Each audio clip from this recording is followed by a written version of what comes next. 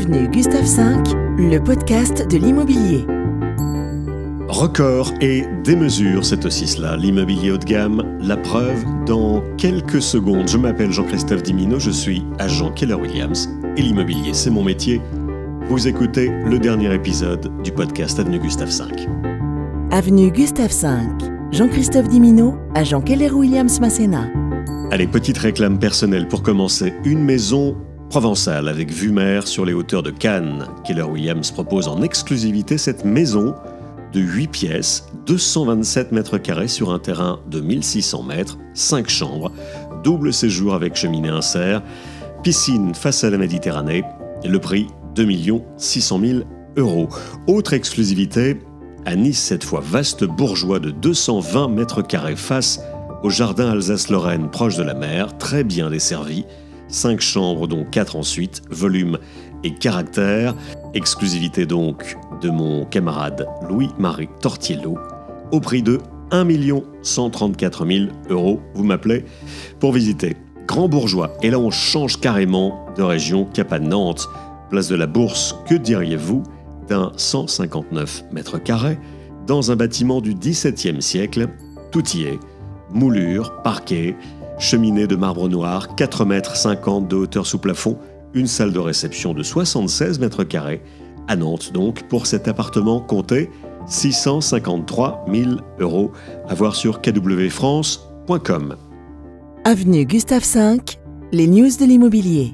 Alors, je vous parlais de démesure et de record. C'est la maison la plus chère des États-Unis. C'est aussi un vieux serpent de mer, bien que relativement neuve. Son promoteur l'a fait construire dans la banlieue ultra chic de Los Angeles, le quartier de Bel Air. Il devait initialement la commercialiser au prix de 500 millions de $. Oui, mais voilà, rien ne se passe comme prévu. Personne ne semble s'y intéresser, à ce prix du moins. Elle sera prochainement mise aux enchères, bien que le prix ait été revu à la baisse, présenté désormais à 295 millions de $. Cette demeure trône sur une parcelle de 2 hectares, avec vue à 360 degrés sur Los Angeles, le Pacifique et les montagnes de San Gabriel.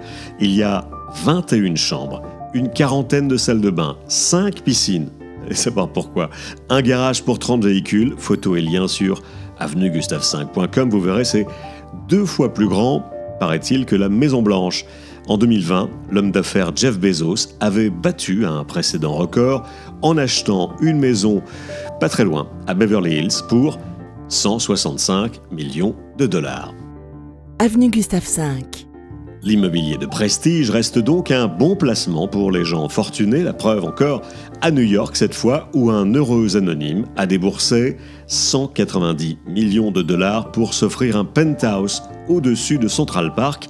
Révélation du Wall Street Journal, ce dernier étage de 900 mètres carrés avec toit terrasse domine Manhattan.